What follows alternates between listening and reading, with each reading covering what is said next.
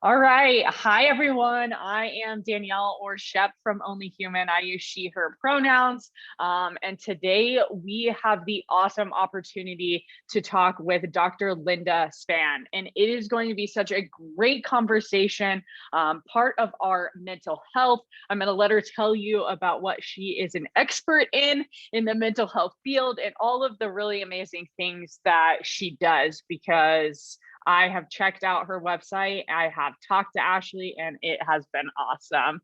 So Linda, thank you so much for joining me today. If you want to just tell me a little about who you are and what you do. Yeah, thank you, Shep. It's such an honor to get to be on here. I also have been on your website at Only Human, and I love what you guys are doing and your mission. So thank you. So yes, who am I? I was giving that some thought just a few minutes ago, and I realized that a lot of times we introduce ourselves like by what we do. Like, this is my job, or this is my hobby. And I thought, I don't want to do it that way. Excuse me. And so I started thinking about kind of a new way, like really what is my essence. And what I stumbled on in my thinking was I am an explorer of relationships. And this memory popped into my head of I was walking with my friend Rodney. I was 15 years old in Montevideo, Uruguay, of all places, on a cobblestone road. And my friend Rodney was this 23-year-old. I think he was just out of college. He was doing a 2-year mission in Uruguay. And he had taken like a lot of philosophy classes and sociology, and we would just have the very best discussions. And I don't remember exactly what we were talking about, but I remember saying to him in the most grown-up voice that I could muster, that relationships are my highest value. And that's a clunky sentence. And, I would probably rearrange that sentence now. But what I realize is that even from that age, I valued relationships. And I just had this internal curiosity and quest to learn more about all manner of relationships. And so I think that's been kind of the through line in my life, is just this profound interest in relationships. Didn't start out as intimate relationships, it's about friendships, and but over time, that includes being a student of love relationships and intimacy. And one of the things I've loved in my life, the last 16 years with my wife, Lisa, we've been like, how do I say it? Like the social hub for our people, and loved introducing people and, doing that connection, that relationship connection. And this goes through to my work too. So I'm a relationship expert. I have a doctorate in marriage and family therapy. And most recently, I see myself as being kind of the guide on the same discovery path for our people. I'm a lesbian, and so I'm just so thrilled to have gotten to a place where I have just, I don't know, it's just a joyful opportunity to help queer people, lesbian couples, bisexual women who love women, to really figure out the path to having amazing, thriving relationships. So that's what I want to share about who I am. I came out to myself. The coming out process was very long for me, but I came out to myself when I was 19. I was at a Southern Baptist University, of all places, and that's probably a story for a different time. But what I've realized is that as I got braver and braver about speaking my truth, it really freed me up then to be able to do this work. Right. Yeah. And that's amazing. And I love that when I ask you about yourself, you're like, I'm going to go a different route, and the whole thought process behind that. Because I think that so often it's like, oh yeah, I'm Danielle and I am defined by the work that I get to do. Yeah. I really love the work that I do. I love working for Only Human. But so often I use that as a defining term, not I'm Danielle, I'm a very energetic human that loves life and wants to spread more good in the world. Yeah. Or something along those lines that talks about kind of more about me and the value and the things that I actually value. So I love that. Yeah. Thank you. So how did you, we kind of got this backstory, but how did you get into what you're doing now? And what does your day-to-day kind of look like when you're counseling and you're talking people through these relationship goals that they have? Yeah. So to answer your first question, I'm one of those weird sort of nerdy people that I think I knew probably when I was 15 that I wanted to study psychology. I had a pretty influential teacher in high school that had, I think, a doctorate in psychology. I was just really intrigued with understanding the human condition, and so I studied psychology, and then I got a master's and family studies, and then a doctorate in marriage and family therapy. And so that's kind of the educational background. And in terms of my work, I probably don't even remember what question you asked, but I think something along the lines of what does my The day-to-day. Yeah. I mean, I have the privilege of getting to sit with couples in this room. I've taken out a couple of chairs, but to really just get to know them and understand their pain points and understand where they're stuck and what's not working. And then just because I have been the student of relationship success, to then guide some small but powerful changes. It's not about changing the core of a person, it's about changing the dynamic in the relationship so that people can finally communicate well and take care of each other and have fun together. And so it's great fun for me to get to help people transform their relationships. So I have an in-office, in-person practice, and I've just launched an online coaching program, a group coaching program just for lesbian couples, and I'm really thrilled about. So this is a whole new adventure, and I did one round of it, which got great feedback, really successful, and so I'm just stoked about having this this online 6-week program for lesbian couples. That's awesome. So this is just a random question that kind of popped up into my head. Did you study psychology at Baylor? Yes. Me too. No way. I don't know if you knew that, but I have also I have a very strange trajectory on how I got to Only Human and what I'm doing now. But I actually did go to Baylor and I studied in the psych department as well. Now, was Dr. Kirk there? Oh, yeah. I think he taught statistics, didn't he? Yes. Yep. I had him. Statistics. Yeah. I had him too. That is so funny. He and his wife are absolutely amazing. I mean, he is now very ancient and wise. He had dark hair when I was there. I doubt that's the case now. No. And he and his wife are very into ballroom dancing. And it makes me laugh. But I was like, when you were like, oh yeah, I studied psychology. And I was like, I bet you that he was there at that time. Yeah, he's been at Baylor forever. Yeah. Did you have the rat lab where you did testing on rats and went down to the basement to where they lived?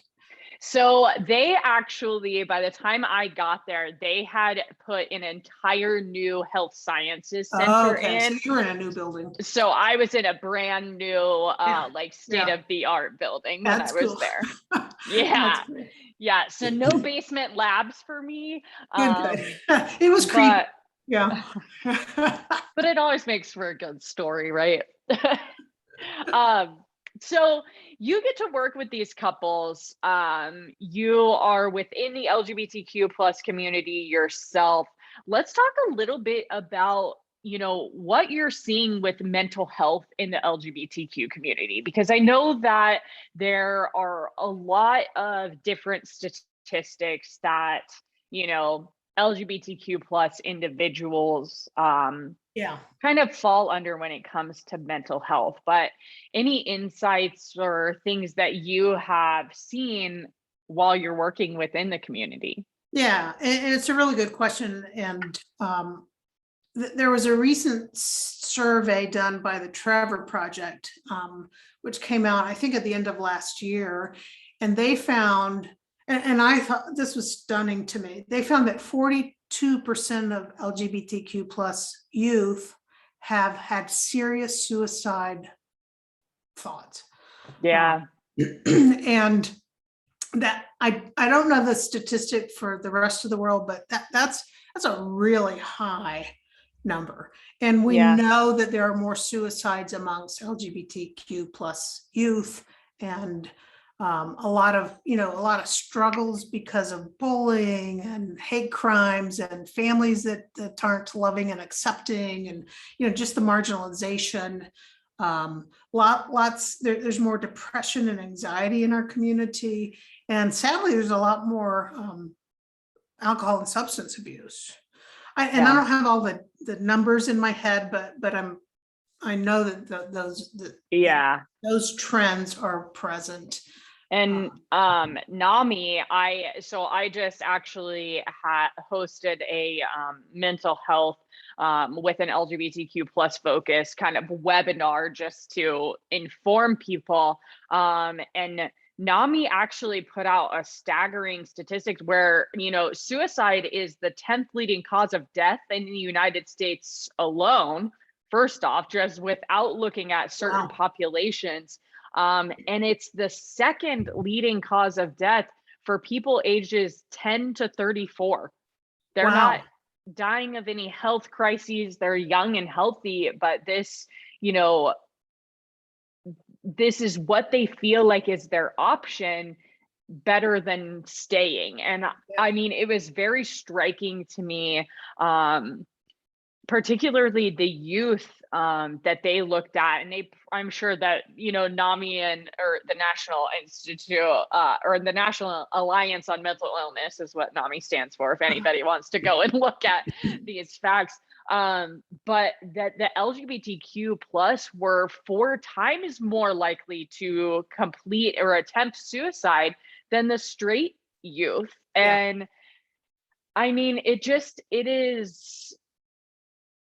it's so sad to me that I would hate to know that people are feeling like that's a better option than to stay and really dig in, and have people like you help them through the crises that they're going through. But I think that the one piece of hope that really kind of did stick out was that, and this is a youth statistic, but if an LGBTQ plus youth had at least one accepting adult in their life, they were significantly less likely to attempt suicide. And that was striking to me, because it was almost like I see you, I hear you, and I'm here for you. Yes. Yeah. And that community was what actually changed that statistic. Yeah. So any thoughts that you have on that? Yeah, no, I love hearing that. And I think there's two prongs that humans have to really make a commitment to for our youth. And that is, one of them is let's reduce the stigma around mental health, suicide prevention, getting help. It's normal for most of us to go through periods where we can really use some help with depression or anxiety or stress, and get some professional help. So let's work as a community to reduce the stigma.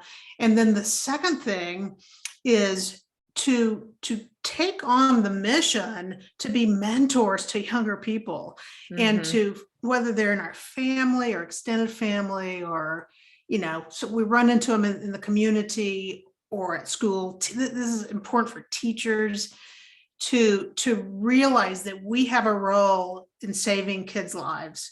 by Absolutely. doing exactly what you said. I see you, I hear you, I want to know you, I care about you, I love who you are, without condition. Not I love Mhm. you even though, but I care about you, I love you. And so both of those things, and this is at a family level and at a social level, that I think we have to do those two things. I think it will help a lot.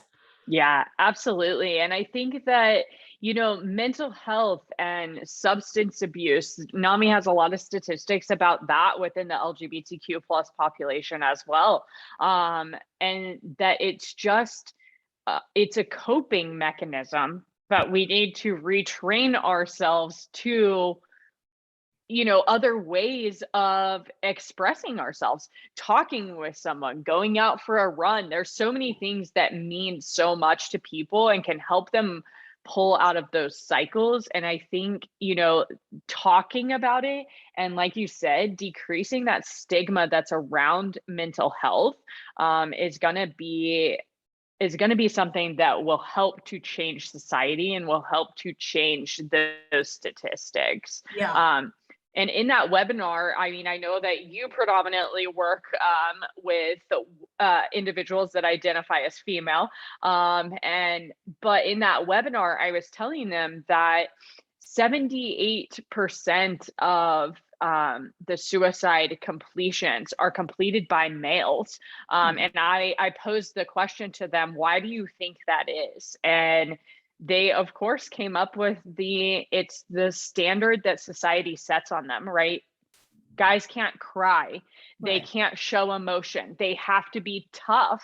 Yeah. And not only that, but the method of which they choose to try to attempt or complete suicide is also typically more final than, say, an overdose or something like that as well.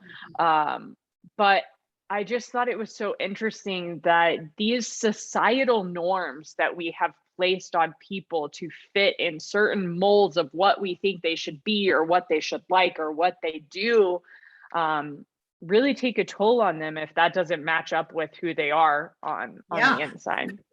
Very damaging. And boys get a lot more of that messaging of be tough, don't cry, don't talk about feelings.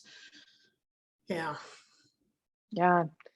So if you had just a general piece of advice that you could give someone, maybe it's something that you find yourself saying over and over to the individuals that you work with, what do you think that would be? In terms of mental health. Yeah, Yeah, so I probably have more than one thing. perfect. We'll The take them all. First of all, again, I mean, to normalize it, that there are patches in life that bring this kind of struggle. And to know that most people go through dark periods from time to time. I think I'm wearing one of your t-shirts, and on the back, I don't remember the whole thing, but one of the phrases that I love is kind of having the mantra, I am enough. And so, as corny as it sounds, write that down, put it on a post-it note, put it on your mirror, put it on as a screensaver, write it on a rock that you put next to your front door. Keep running into this, I am enough, because you are enough, right? So that's one thing. Another thing is that science shows us that moving our bodies, exercise or body movement, along with some kind of meditation. And by meditation, it just means quieting your mind. There's some great apps that have guided meditations, going and sitting by a creek or a lake and just being quiet. But those two things, we can all do them. They don't cost anything to move our bodies. You can dance in the living room, go for a walk, find a friend to go to the gym with if your gym is open again. But daily body movement paired with some form of quieting your mind through meditation can, over time, has been found to be as successful as antidepressants, say. Wow. So what I love about the idea of stay is that there's, to me, there's no lines, you can't read between the lines, but there's an implication that things are going to change. And all feeling states are temporary. So we need to remember, if I stay, this feeling's going to shift. It will shift. And so when we're down, we get locked into the sense of this is forever.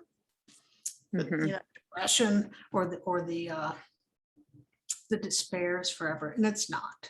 It's temporary. Stick around, it'll change. And I think you're right. It's important to talk to people. Find someone you trust. It may not be a family member, a friend, a teacher, a mentor. And if you don't have anyone that you know, you can hire a therapist. Yeah.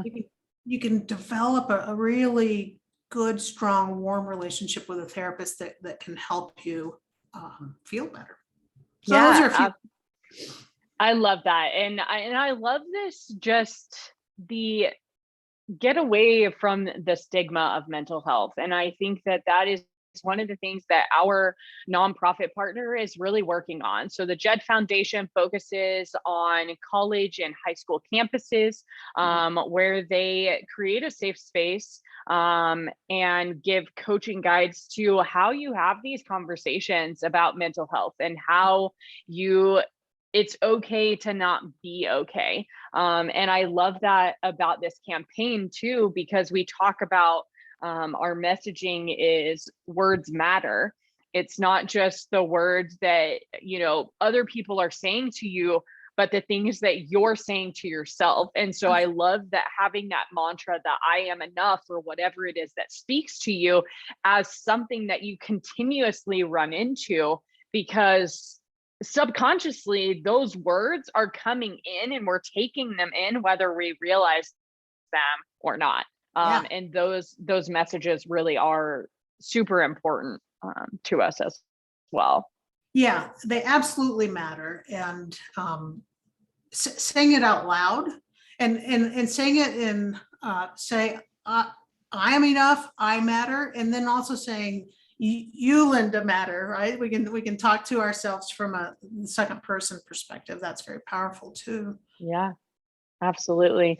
Well, that's super awesome. So if people want to connect with you, follow your work, maybe join in on one of your couples groups, how would they do that? Yeah, so the best way is to go to my website, which is lesbiancouplesinstitute.com. And, we're on social media platforms as well. But the website's probably the best place. And there's an opportunity to fill out a contact request there, or just to, phone number. I would love to hear from anybody that is struggling and wants some relationship help. That's awesome. Yeah. Yeah. And remember, it's not about changing you, it's about changing the dynamic of that relationship. Right. And, it's all about, we have relationships with everyone. We have relationships with our pets. We have relationships with ourselves. We have relationships with others, our partners. And I think that it's really important to be able to say, okay, here's where that needs to be tweaked a little bit and make those differences. One of the things that I love talking about when I talk about mental health is you don't have to wait until there is a problem to go and talk to a therapist either. My partner is a therapist, works with predominantly LGBTQ plus youth and adolescents. And I always love it when she comes home and says, yeah, so-and-so doesn't really, makes up a name, of course, but this kid doesn't really need to be, in counseling. And I'm like, that's the perfect place for that kid to be then, because they are learning things in an unstressed, I'm not in the thick of going through something, and I'm learning all of these techniques and how to express the things that I'm feeling. I love that. And the statistics is that for couples, they wait 7 years. Wow. The time that they would have gotten help, 7 years before they actually get into a therapist office. a lot of damage gets Wow. done in 7 years. So good for those kids that are like, hey, it's kind of cool talking to somebody. Yeah, I mean, it might be their parents are making them, but I don't know. But either way, they're still there. I had no idea that that was typically what you see when you look at couples counseling. That to me feels like that's like you said, a lot of damage, a lot of hurt, a lot of struggling, whether that's external struggling or even just inside of like holding in the things that are bothering you. That just sounds really painful. Yeah, I always give kudos and high fives to couples that come to me either pre-commitment or they've been together, they're past that honeymoon phase, maybe year 2 or 3, and they show up in the office because that takes a lot of courage and it's super smart. Yeah. Yeah, it's always about these preventative things we do. Yeah. I mean, we take care of our health. We do all of these things in a preventative sense, whether we take daily vitamins or we just eat a very balanced meal. We do all of these things as the prevention for what could come down in the future, and the same thing. I just hope that people will view mental health like they do their physical health, Yes. because they are very similar. It takes different things to nurture them, but they both need to be nurtured. So, Yeah, and they're on par. What mental mhm. health is not something to be ashamed about. Mm-mm. So yeah, I agree Yeah, with you. Yeah, yeah. prevention would make I such a difference. I love it. All right, everyone. Well, make sure you check out Linda's website. Go see the resources there. Go see her if that would be something that seems right for you. And yeah, let's start getting rid of the stigma for mental health and keep carrying on with each other in relationships. Thank you so much, Linda. I appreciate it. Oh, you're so welcome. Thank you. I so appreciate what you're doing. Absolutely. We appreciate you too. Bye, everyone.